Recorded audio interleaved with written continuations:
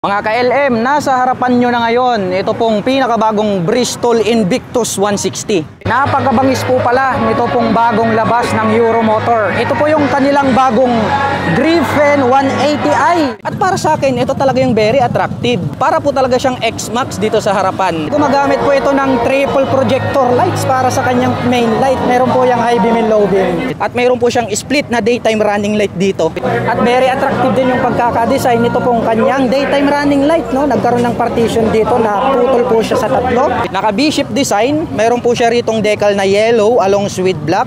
May nakalagay naman po rito na Invictus yung kanyang model name. At B-shape po yung pagkakadesign nitong kanyang front fairings na yellow color. Pag ating tinignan ito pong kanyang side profile, mapapa-aerox ka talaga. Kaya napakaganda po talaga ng pagkakadesign nito, no?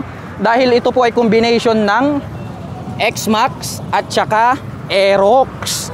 May diff lines dito na V-shape and then combination po ng black at saka yellow. Silipin po natin dito po sa kanyang side profile, matutulis, no? May nakalagay naman po pala rito na liquid cooled. So naka liquid cooling system na po pala ito. Dito sa bandang itaas may nakalagay po rito na Griffon 180i yung kanyang model name. At dito po sa bandang gitna may nakalagay naman po rito na Bristol na logo. At meron po siyang Euro logo dito sa bandang gitna. At ito naman pong kanyang handlebar cover, Aerox na Aerox yung kanyang dating. Pointed din po yung pagkakadesign nito pong kanyang handlebar cover. At combination naman po ito ng matte black. At glossy black naman po ito pong kanyang little visor. At dito po sa kanyang side profile, may decal po rito na black along with yellow. May nakalagay na 160 and black color. At mayroon pang minimal decal rito na black tsaka yellow. At ito naman pong kanyang palikpik, parang sa Aerox lang din, no? Nagkaroon ng partition, which is nakaseparate din po siya. Dumako naman tayo rito sa kanyang side profile. Wow, matutulis at napaka-brusko, no? Ang ganda ng color combination, no? Yellow, black, tas nagkaroon ng glossy blue. May nakalagay naman po rito na Euromotor na decal. Tapos, Euro. At ito pong kanyang turn signals located dito sa bandang ibaba. LED na rin po yan. Nahawig talaga siya sa Aerox, no? Yung pagkakaroon niya rito ng hati. Tapos nagkaroon ng additional na palikpik rito. Dumako naman po tayo rito po sa kanyang front suspension. Ito po ay gumagamit ng traditional telescopic fork, matte black color. Pagdating naman po sa kanyang front suspension, ito po ay gumagamit ng traditional telescopic fork, matte black color. Equipped naman po ito ng single rotor disc brake with single pot caliper para sa kanyang front braking system. Mayroon po itong single rotor disc brake with 2-pot caliper na matte black. At ito naman pong kanyang mag wheel is matte black color na Y design. At ito naman pong kanyang mag wheel is Y design na matte black color. At ito naman pong kanyang front fender is metallic white. At may nakalagay pala rito na ABS plus TCS. Wow! Amazing! Loaded pala sa features to mga ka-LM, ha. Mukhang mas maganda to dahil sa features pa lang makikita na natin na mas angat to. Mayroon po pala itong dual channel ABS. Bukod dyan, mayroon na din po pala itong traction control system. At ito pong kanyang front fender is combination ng matte black at saka glossy blue. At ang sukat naman po ng kanyang gulong, rito po sa harapan, ito po ay mayroong sukat na 100 by 80-14. At ang sukat naman po ng kanyang gulong, rito po sa harapan, ito po ay mayroong 100 by 80-14. Silipin po natin ito pong kanyang fully digital meter panel display. Colored na po yan, ha. Mayroon pong set na nakalagay rito sa bandang gitna. Silipin naman po natin itong kanyang fully digital meter panel display. Wow, hawig na hawig, no? At ang kagandahan niyan, more vibrant to dahil nga colored. At pagdating naman po sa kanyang mga button selector, meron po itong passing light, high beam and low beam, turn signal selector at ang kanyang horn. Pakinggan po natin. Sakto lang mga ka-LM. Meron pong button para sa kanyang traction control. Meron po itong passing light, high beam and low beam, turn signal selector at ang kanyang horn. Habang dito naman po sa kabila, meron naman po itong engine kill switch or auto stop start system. May on and off ang kanyang headlight at ang kanyang electric starter. Ito naman pong kanyang mga brake lever is matte black color. Mayroon po siyang adjuster. No, ayan ang kagandahan niyan dahil pwede natin siyang i-adjust. Habang dito naman po sa kabila, ang kanyang mga button selector, meron po siyang auto stop start system. May on and off ang kanyang headlight at mayroon po siyang, of course, nandirito po yung kanyang electric starter. At pagdating naman po rito sa kanyang ignition, ito po ay equipped with smart keyless system. All-in-one na rin po siya. Included na po rito yung kanyang fuel at set opener. At pagdating naman po sa kanyang ignition, ito po pala ay equipped with smart keyless system. Very impressive mga ka-LM. Included na rin po rito yung kanyang fuel at set opener. Nandito po yung kanyang remote. At dito naman po sa right side pocket, buksan po natin. Malalim din, maliit lang siya. Pwede lang tayong maglagay rito ng gloves. Meron na po siyang integrated na USB charging port. Ayan, no? At dito naman po sa right side pocket, buksan po natin.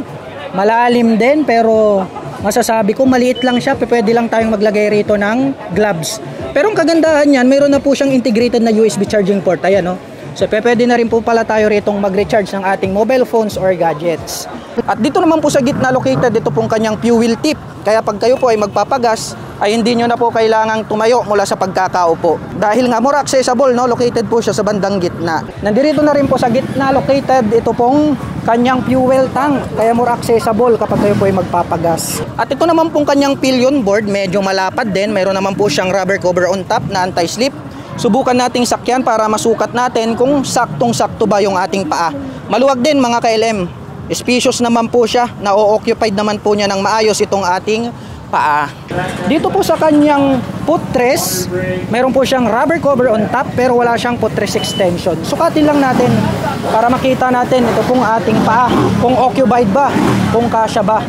Kasyang-kasya naman mga ka-LM, saktong-sakto lang. At ito naman pong kanyang upuan, matte black finish po siya, and then yung pagkakatahe is matibay. And then may nakalagay naman po rito na Haojin. At anti-slip naman po siya mga ka-LM, kaya hindi ka dudulas dito. At ang nagustuhan ko rito, napakalambot nito pong kanyang stock na upuan. Ito pong kanyang upuan, wow, napakabangis, no? Para ka nang nagpa-set up ng upuan. Ito na po yung kanyang stock na upuan, ha? Straight out from casa mga ka-LM. Naka-camel back seat na po siya. Nagkaroon ng touch ng carbon, may carbon pa rito na nakalagay, oh. Which is napakaganda talaga sa ating paningin. Mayroon pa po siya ritong mga deep lines. Yung pagkakatahi, more durable po siya. Napakalambot. Masasabi ko, napaka-premium po nito pong kanyang upuan. Buksan natin itong kanyang seat para makita naman natin ito pong kanyang underseat compartment. Wow, maluwag din mga ka-LM. Sa tansya ko, hindi po kakasya rito ang full face helmet. Hindi rin siguro kakasya ang half face. Pero ang kagandahan yan, maluwag na rin. Marami na rin po tayong mailalagay rito ng mga personal belongings. Buksan naman natin para makita natin yung kanyang underseat compartment. Wow, napakaluwag din pala nitong kanyang underseat compartment. Sa tansya ko, kasya po rito yung isang full face helmet. At marami pa po kayong mailalagay dito na personal belongings. At dito naman po sa kanyang side stand, ito po ay equipped with side stand engine cut-off switch. Close na po natin. Mapunta naman po tayo rito sa bandang ibaba. Mayroon po itong side stand na matte black color pero di natin alam kung mayroon po yung engine kill switch. At ito pong kanyang engine, maganda rin yung pagkaka-design, very attractive. Yung color naman niya is single color lang naman po siya na metallic black. At may naka-intact naman po rito na Haojin. At ito pong kanyang engine, nagkaroon po siya ng two-tone color combination. Matte black and then chrome color itong kanyang engine cover. At kapansin-pansin po rito po sa kanilang Bristol Invictus 160, ito pong X-design dito sa kanyang side profile, no? Same na same sa Aerox. May nakalagay naman po rito na decal na Invictus. Dito po sa kanyang side profile, nagkaroon po pala siya rito ng decal na Griffin. Combination po ito ng blue tsaka yellow. At dito po sa kanyang side profile, mga ka-LM, may nakalagay po pala rito na Bristol brand. 3D emblem yan, chrome color, kaya very attractive po siya. May minimal decal po rito na yellow with black. Ganun din po dito sa bandang ibaba. At dito sa bandang itaas, napaka-muscular din po ng pagkakadesign. Nagkaroon ng windlet dito. Nahati sa dalawa, yellow color po and then matte black color. Mayroon po siyang decal rito na diamond, na black color and then yellow. May nakalagay naman po rito na Griffin 180i. So naka-fuel injection na po ito mga ka-LM, ha? Kaya matipid na rin po siya sa pagkonsumo ng gasolina. At silipin naman po natin ito pong kanyang tail light. Same na same din sa Aerox, no? Maliit lang siya pero ang kagandahan niyan, LED na po siya kaya more visible po siya day or night time. At ito naman pong kanyang mga turn signals, mahahaba. Matulis din pero LED na yan kaya more visible yan kapag kayo po ay turn sa kanan at kaliwa. Mayroon din po itong integrated na plate light. At ito pong kanyang rear fender, ang kanyang nagsisilbing plate holder. May added reflector light sa gitna. Mayroon din po rito sa bandang gilid. Dumako naman tayo rito sa bandang likuran. Silipin naman po natin ito pong kanyang tail light. Napakaliit lang nitong kanyang tail light pero ang kagandahan niyan, LED na po siya. Mayroon po siyang split na daytime running light dito sa gitna. At ito pong kanyang mga turn signals is mahaba po siya na LED, naka-pop up. At mayroon na din po itong integrated na plate light. At mayroon din po siyang light reflector dito sa gitna. At ito pong kanyang rear fender, ang kanyang nagsisilbing plate holder. Silipin po natin, ito pong kanyang rear suspension. Ito po ay equipped with dual sub-tank shock absorber. Ang kagandahan po niyan ay nakakapagbigay po yan ng accurate at magandang bouncing performance. At ito pang mabangis mga ka-LM. Pagdating po pala rito sa kanyang rear shock absorber, ito po pala ay naka dual sub-tank shock absorber. May canister na po siya, oh. Silver color along with gold, which is very attractive, no? Napaka-forma ng kanyang dating. At bukod dyan, ang ganda po ng bouncing performance nitong kanyang rear suspension. At meron na din po pala siya ritong integrated na mudguard. May touch pa ng carbon yan. At napansin ko lang, simpleng-simple lang naman, ito pong kanyang stock pipe. Matte black po itong kanyang head protection guard. At mayroon naman po itong single exhaust. At ito pong kanyang stock pipe, simple lang naman. Matte black color itong kanyang head protection guard. At mayroon po itong single exhaust. At ito naman po ay gumagamit ng single rotor disc brake with 2-pot caliper para po dito sa kanyang rear braking system. At pagdating naman po rito sa kanyang rear braking system, ito po ay equipped with single rotor disc brake with 2-pot caliper na matte black. Naka matte black na Y design na magwheel. At ang sukat po ng kanyang gulong rito po sa likuran, ito po ay mayroong sukat na 120 by 70-14. At ang sukat naman po ng kanyang gulong rito po sa likuran, ito po ay may sukat na 120 by 70-14. At ito po ay naka-tubeless tires na po siya. Mayroon siyang radiator. Meaning to say, ito po ay equipped with liquid cooling system. Kaya maaasahan po natin mga ka-LM, pwede po natin itong gamitin pang long rides. Dahil nga po, advisable ang mga liquid cooling system na gamitin para po sa mga malalayong biyahe. At equipped po pala ito ng liquid cooled gaya ng sabi ko sa inyo dahil nandirito po yung kanyang radiator. Ngayon, sound check naman natin. Pakinggan natin ha. Parinig ko lang sa inyo. Habang ang pinakabagong Euro Griffin ay meron naman po itong 180.4 cubic centimeter engine displacement. Naka single cylinder, single overhead cam, 4-stroke with 4 valve. At nakakapag-provide naman po ito ng maximum power na 17.4 HP at 8,250 RPM.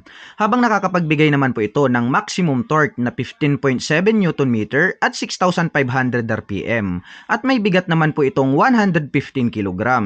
At ang motor po na ito hanggang ngayon ay wala pa ring official price at batay po sa nakalap kong balibalita ay below 100k daw po ito. Wow, nakakabighaning presyo sa ganito pong napakagandang motorsiklo. Kaya antayin na lang po natin yung kanilang official price. Habang ang Bristol Invictus naman po ay mayroon po itong 155 cubic centimeter engine displacement. Naka single cylinder, single overhead cam, 4-stroke with 4 valve. At nakakapag-provide naman po ito ng maximum power na 13 HP at 8,500 RPM. Habang nakakapagbigay naman po ito ng maximum torque na 14 Nm at 5,500 RPM. At ang presyo po ng pinakabagong Bristol Invictus 160 ay nagkakahalaga po ito ng 128,800 pesos. Yan po yung kanyang SRP. At para naman po sa mga gustong mag-pre-order ng unit na ito ay available na po ito dito po sa Bristol, Dagupan City, Pangasinan. At meron po kayong makukuhang 10,000 discount kapag kayo po ay nag-pre-order. At kung balak mo naman pong kumuha ng hulugan ay kailangan mo lang pong mag-down payment ng 26,000 pesos. At mayroon naman po itong 5,394 pesos sa loob po yan ng 36 months.